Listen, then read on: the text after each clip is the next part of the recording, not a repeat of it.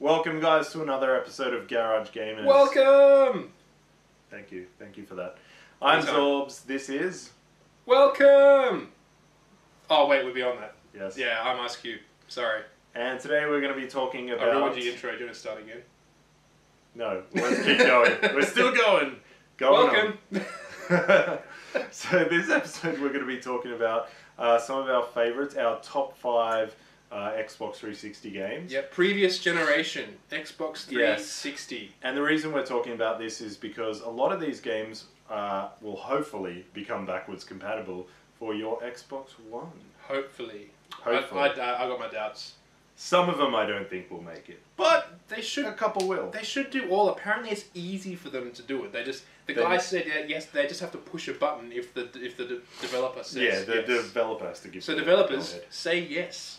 Yeah, don't be greedy and make us rebuy them 100 times on up-res to another 1080p quadrant. If that's their motivation for it. Yeah.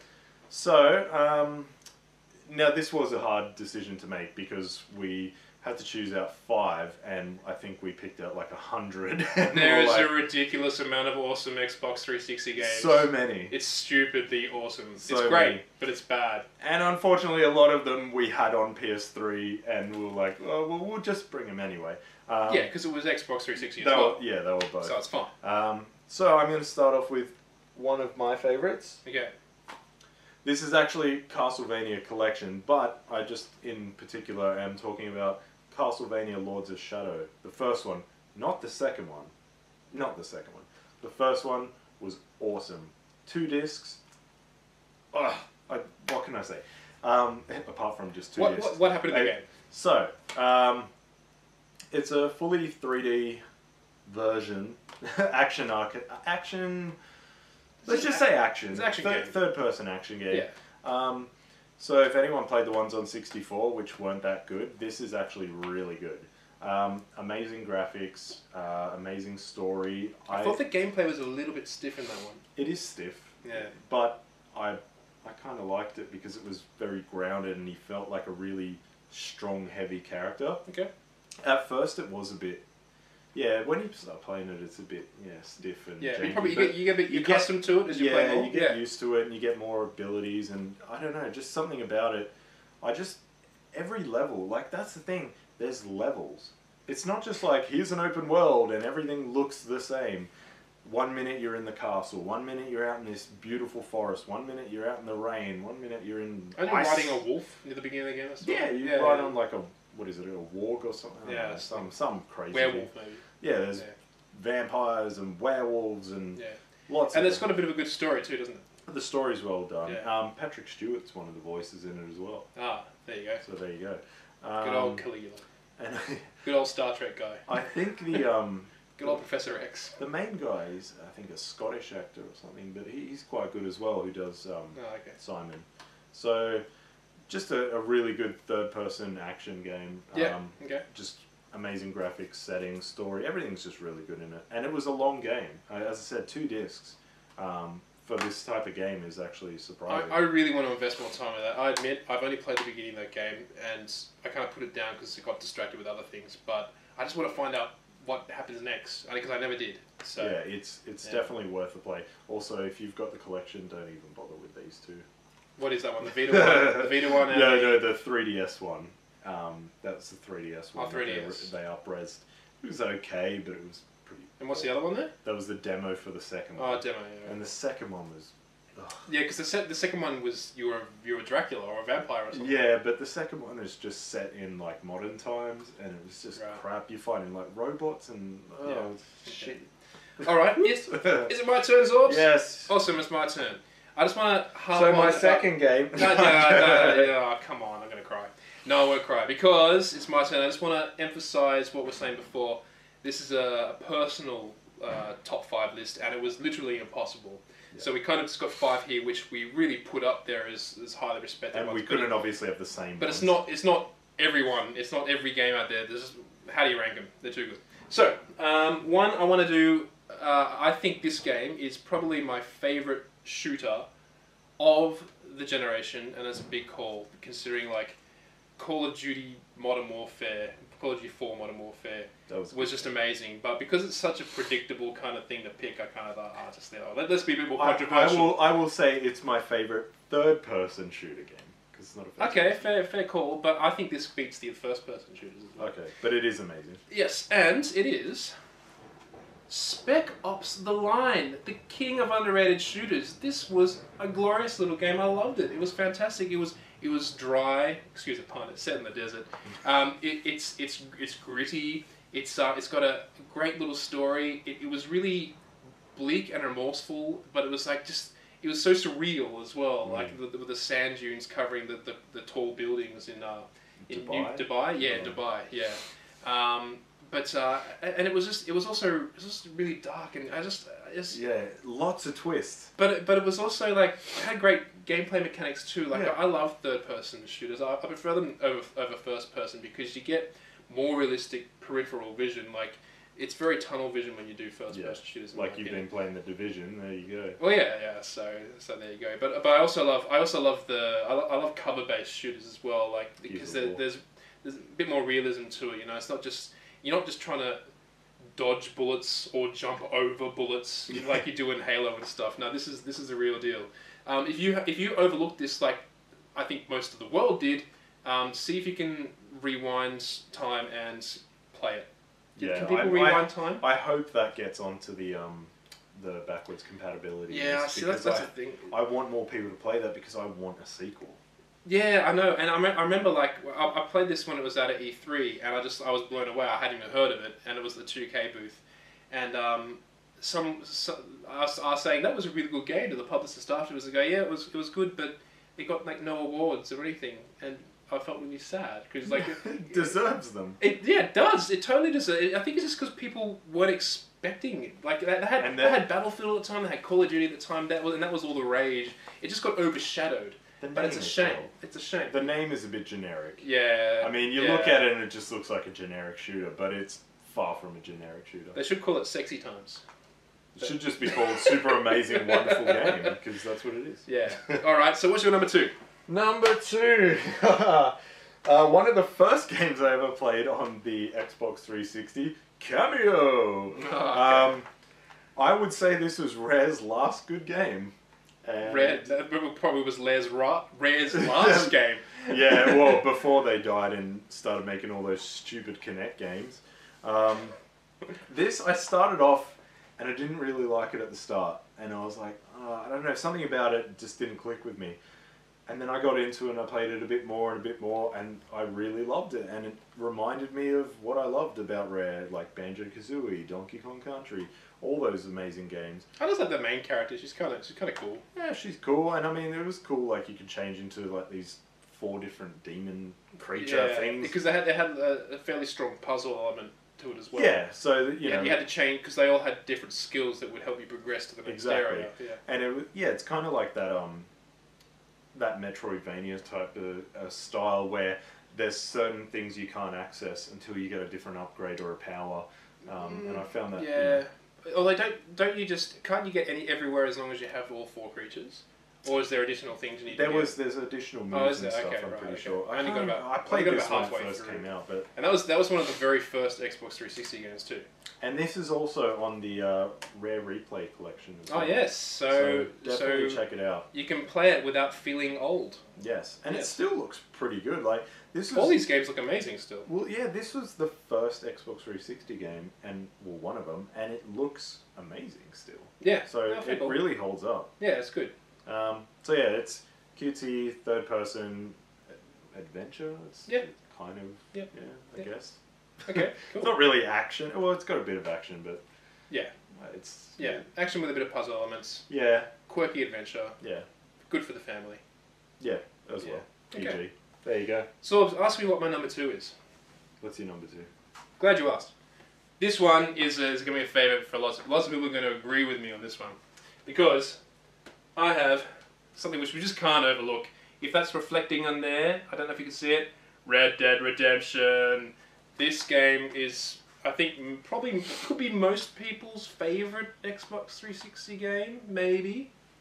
No? Why do you say no? I think like this was number 1 for many outlets in terms of like Game of the Year, Game of the Generation. This is and for very good reason. It is an amazing game. I think I played an hour and got over it. I think it's the best thing that Rockstar has ever done. No way. I think it's the best thing that Rockstar has ever done. This, I know everyone's big GTA fans, but everyone just plays GTA. Whatever. It's just whatever. GTA 5 is the only Rockstar game I like. That's it. I don't like GTA 5. GTA 5 is fine. I like GTA. I finished all the GTAs. I kind of stopped playing it when the single player campaign. I tried to like that. This was brilliant, so brilliant, and Max Payne 3 was also brilliant. Yes. But this was just like, if I had to like rate the game in terms of quality and appeal for the last generation, this would be number one. I think the only thing I didn't like is because it's such a barren wasteland and it wasn't visually appealing to me. But they had so many interactive things randomly generated around the world that you can come across everywhere you go. The West is not my thing. It wasn't mine, but this converted me. I preferred the undead one because it was just more fun and gimmicky. Nah, that ruined it for me. I was like, oh god, forget. I wish I could undo that from my memory. No, but look, if I can encourage you, get back, give it another go. Story-wise, I'm sure it's fine. It's just not just fine. Amazing. It's just a lot of brown. Amazing. A lot of brown. Yeah. Well. True. As you saw from my last game, Cameo, which is Colour Central. Yeah, I guess so. But I think you've got a lot of black coming up in a few of yours, which yeah. we'll find out. What's your number 3, Zorbz? Another colourful game, but very grim. Alice Madness Returns. I love that game too. This game, wow. I didn't expect anything from it, to be honest. I never played American McGee's Alice, the original on PC. Did you play that? I only did after I played this because it came with this game, so I actually gave it a go. And the first one, probably back in the day. It was a bit polygony and a bit like old gen, and it didn't quite have the same capture. But this one, wow, visually, like I just love it. The art direction in that is incredible. All amazing. The different worlds. All her crazy dresses, just everything. And it's brutal. You're just slashing things and murdering things. And wasn't there like little baby things that came out at one point? Yeah. Oh, they're like dolls, but it's disturbing. But in a cool way. In an amazing way. It's so disturbing. Everything is messed up. But also what I loved about that was the kind of the real life Alice, and then she goes into her dream world. So you play the real life Alice as well. It's like that noir style, like and even that's great. Like she's clearly, you see an insight into what she's really like, and it's not like the Walt Disney Alice that you see. It's like this. She's clearly clinically insane, and you get an insight into that insanity. Like there's even one part where it turns black and white, and you're in like a straitjacket walking around. The insane asylum. But it's. Wow, it's just mesmerizing. And the theme of all my games so far is action platformers. That's the word I was looking for. It's an action platformer. You can say adventure as well, but... No, platformer? Platformer's like side-scrollers. No, 3D action platformer. There's a lot of jumping and puzzles and stuff like that. You know, there's not really puzzles. Action's but there's a lot of jumping around. It's an action game. Action-adventure is what I'd call it. Yeah, but adventure now has been associated with those, talking simulators, or walking simulators. Yeah. Like because they don't have any other jump. But games like Myst and stuff, those would be adventure. No, but they're like exploration or something, or puzzle. But exploration is puzzle. An adventure. But anyway, let's just say platformer, 3D action, adventure, everything. That's every genre ever made. Everything it's you need. Racing. Sports. But it's sports. I don't know if you can see the rating, MA. It's not for kids. It's pretty brutal. There you go, parents doing you some favours. What's your next? My number 3 is, this is what I personally love. Like all these ones, I personally love them all. What is it? Nice little soft spot for this one. I've been calling this out in all my years of media in the gaming world as probably the most underrated game of this generation. Oh, he stole that. I wanted that in my list. It is Enslaved Odyssey to the West. It was underrated because I think just a lot of people just didn't really know what it was. But I think most people, when they stuck it on, they realised like how amazing this game really is. Now, gameplay, amazing, like third-person It's action like all game. those same games that I had. Yeah, I mean, fair call, but then Good again, story. like, we've picked 5 here, but we could have picked about 30 Yeah. on equal terms. But these ones we thought would be the most interesting to talk about. And they're very different to each other. But not just the action in this game, which is great, but the facial animations, the conversations, and the character connections are just brilliant. So well done. And all put together with these amazing action sequences that they're just mind blowing and they're really intense. So yeah, I can't recommend this highly enough. Give it a go. Get through it to the end. And I love the ending too. I thought the ending was it's got I won't say it. I nearly did a spoiler, but anyway, very good game. And the guys who made that went on to make DMC. DMC. They also did Heavenly Sword, and they are in the middle Heavenly Sword's good. and they're in the middle of their next game, which is Hellblade, I think it's called. They're calling it an indie game, but it's like the most amazing looking indie game you'll ever see. It's they're fantastic. Ninja Theory. Yeah, and the graphics on that were amazing. Ninja Theory is the company. They're my favorite developers. They're great. I agree on that one. Kudos to you. What's next, Zorbz? We've got 2 more. 2 more. 2 more. What is it? Your Another favorite game? action game. Hey. And I think there's a bit of a theme, except for the cameo. But I like my dark, creepy, messed up games because this is messed up. Dante's Inferno. Messed up. Holy moly, this is messed up. So very grim. What's it about? So it's about Dante's Inferno. What was it? The Dante's. What is it? Well,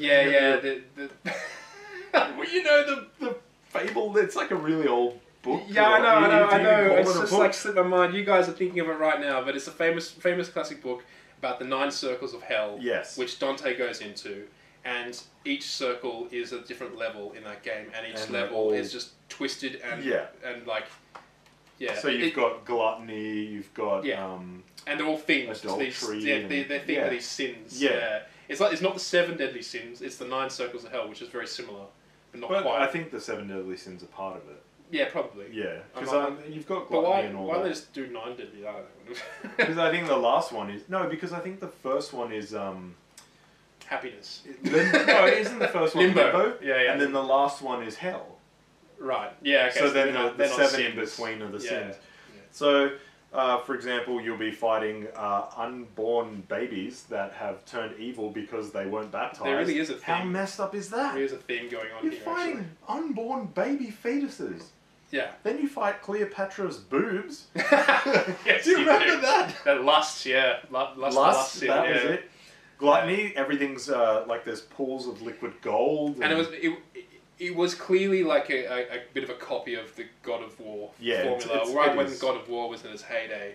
In fact, I think the level designer from God of War went over to make this with EA. This is my special edition that he's looking at here. Lust, gluttony, limbo. See, it's got it on there. Yeah. What are the other ones? It doesn't even. Treachery, heresy. A Divine Comedy. Divine Comedy. Divine Comedy. That's the book we were trying to think of that it's based on. That's the one.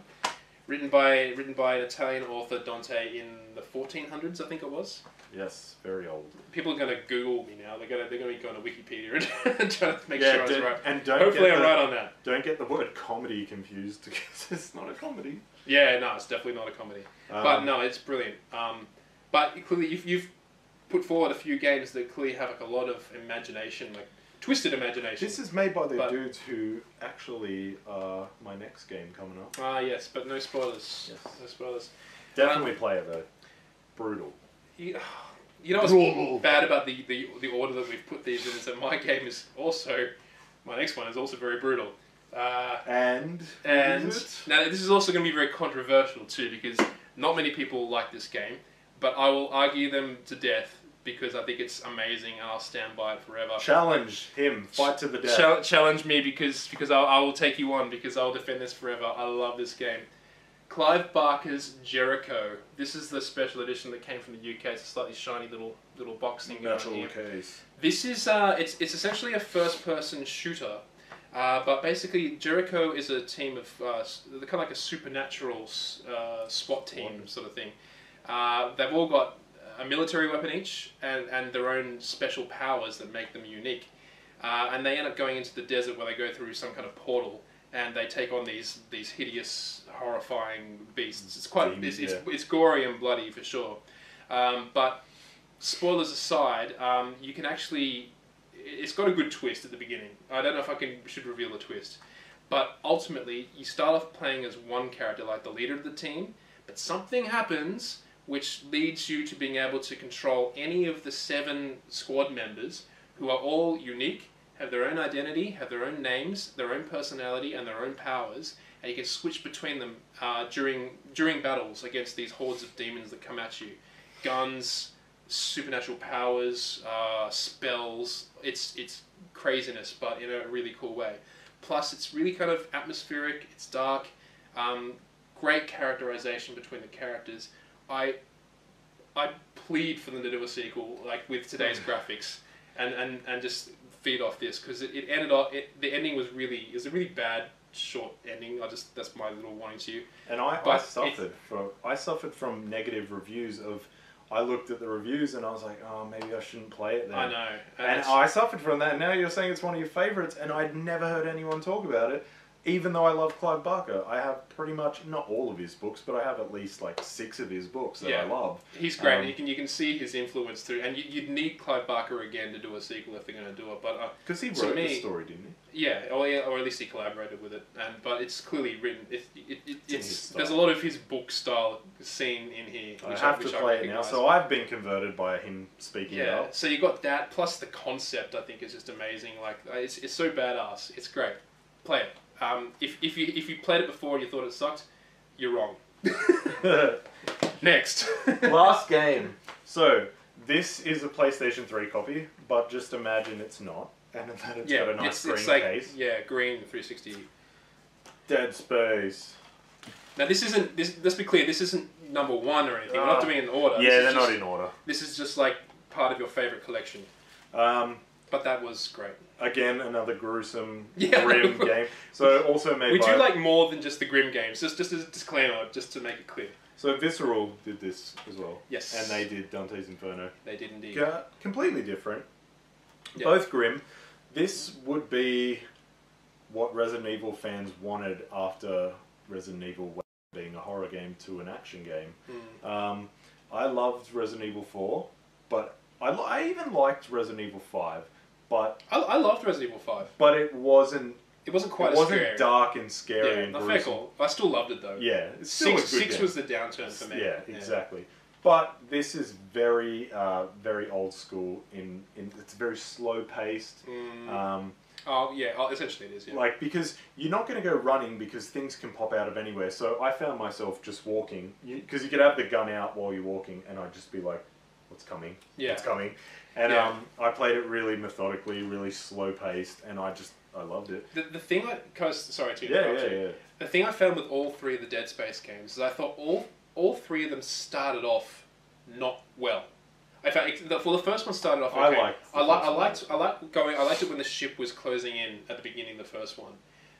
But after that, as soon as the action kicks in for the first time in all 3 games, it was really off-putting. I found when the action kicked in with that. When it kicked in for number 2, like number 2 was just overly gory at the beginning. I love number 2. But it was just no, I did too. Yeah. But after the first half hour or so, it just settles down a bit, and the tone is just perfect. Yeah. And you will play like you'll still be freaked out, but you won't just be like just on it, like just on tense edge. Yeah, no, it's not. It's not like it's just it settles down and becomes a better game for it. Yes. And the third one was the epitome of it. The third game was like this horrible action beginning. Yeah, I don't like the third. It was horrible beginning. But again, get past the first hour, it settles down, it becomes better. It's not as good. Yeah, it's not as good. Because you're fighting humans. Yeah, no, I agree. I entirely agree. Not as good as the first 2, but not as horrible as the beginning makes it out to be. And if you've never heard anything about the game, and you have seen the movie Event Horizon, it's pretty much Event Horizon the game. Really? That's better than Event Horizon. Event Horizon was awesome. Because it's the Ishimura's out in space and then you go to investigate what happened. It's the same thing as Event Horizon. Concept-wise, I just thought they pulled it off better. Yeah, well, I didn't feel like I didn't get into Event Horizon's atmosphere. I love that movie. That's got a better atmosphere. It was cheesy though. It was meant to be cheesy. Yeah. But it's the same theory, like a spaceship floating in space. You go to investigate. Everything's messed up. Everyone's dead. You got to find out why. Same concept. Yeah. But yeah, it plays like a Resident Evil game as well. Like the number 4, it's the over-the-shoulder third-person shooter. Yeah. Lots of I just think I think it's got great weapons too. Yeah, lots of weapons. I think and it just gets really good when it settles down. When yeah. It does like, ramp up. Like it does get better and better and better. Yeah. But what I mean, like they stop just kind of throwing enemies at you like it's an action game there, and then just settle down. Right, now we're in the zone. And it ramps up nicely. Yeah, and then it ramps up nicely from there. Yeah, I agree. So Dead Space 1 and 2 I would recommend. 3, not so great. Just play them all with a little reservation at the beginning. Just get through the beginning, and then you'll want to just play it till its end. Yes. Because you'll be engrossed. Definitely. So if you like your horrors and your third-person shooters, this is a good one. And it's not an action platformer like all the other ones I've said. I don't think getting the action platforms. I'm not going to argue them. Whatever. There's too many names. They're action games. Well, that's a shooter. Yeah, but if we call them all action games, Cameo is very... That's a shooter, though. That's what I said, it's different. But if I said Cameo was the same as Dante's Inferno, completely different.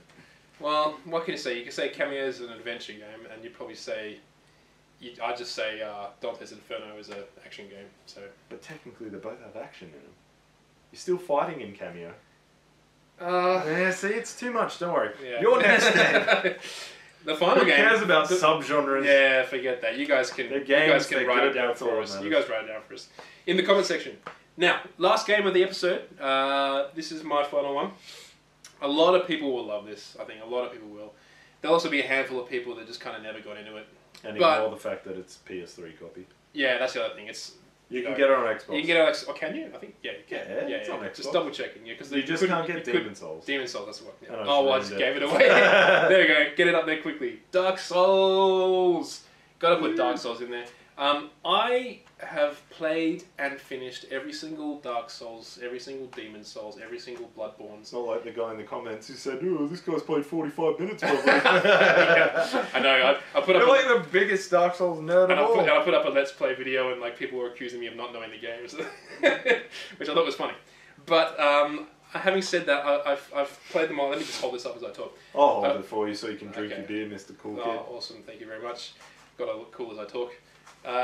Yeah, but I have to say that I really struggled to pinpoint which I think is my favourite. No, I didn't open it from the top. No, just leave it. Okay. It's nice and pretty in that nice little package box. But yeah, like I really struggled to identify which one I think is my favourite of all those games, because I just think they've all got their strengths, they've all got their weaknesses, but I just think they all balance out nice and evenly. I think most people would say they like Dark Souls the best. I can't make up my mind. I think the creator of Demon Souls did number 1, and now he's doing 3. He didn't do number 2. Correct. Yes. Yeah, well, one of the creators anyway. There's a team of guys that put that together nicely. And you know what? I don't think there's anything lost on Dark Souls 2. I loved Dark Souls 2 just as much as I loved Dark Souls, and just as much as I loved Demon Souls and Bloodborne. And we're actually in the process of reviewing Dark Souls 3 at the moment, which is keep an eye on Gamebug for that. But yeah, it's like I've just brought out Dark Souls because I think that's the one that most of you can relate to, and you know I'd happily argue for that one just as much as I'd argue for the others. But in terms of the game itself, it's very hard. Yes, I understand it's very hard, but it's got an element of fairness to it, so that if you're really, really struggling, you could at least go away and come back a bit later, and you'll be stronger for it. Not just skill-wise, like tapping the control stick better, but your character will have actually leveled up, and it literally makes a difference to your battles.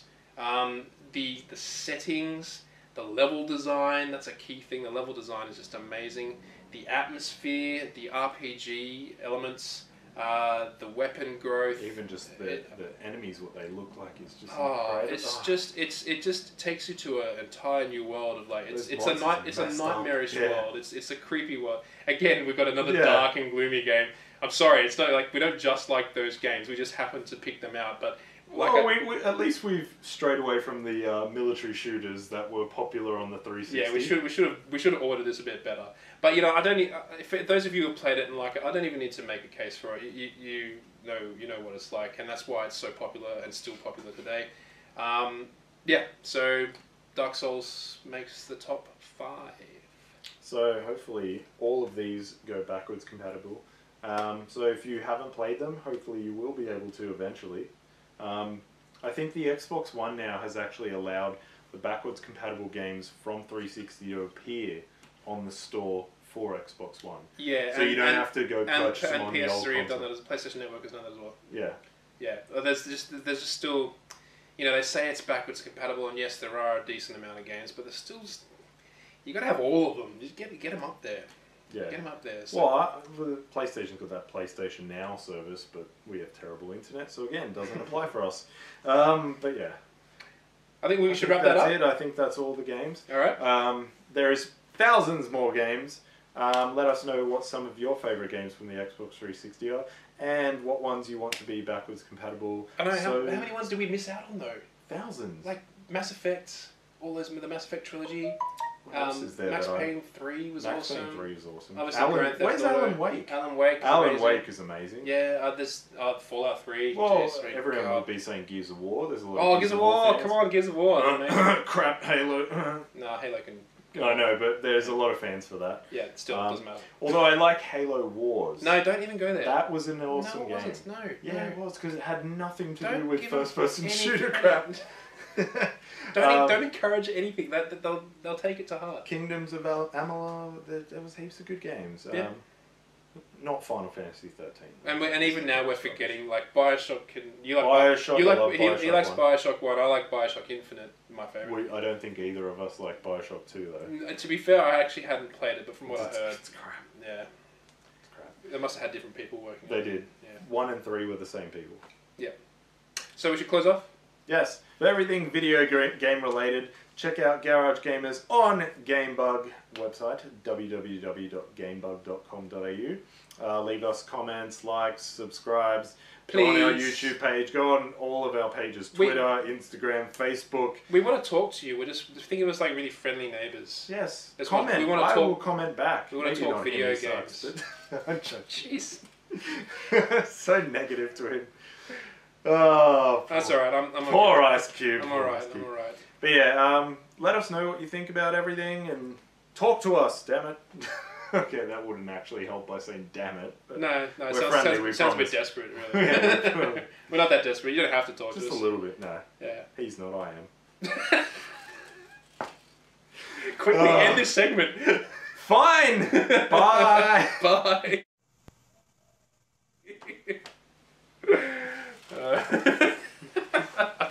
That's an awesomely awkward ending. Yeah, but that's what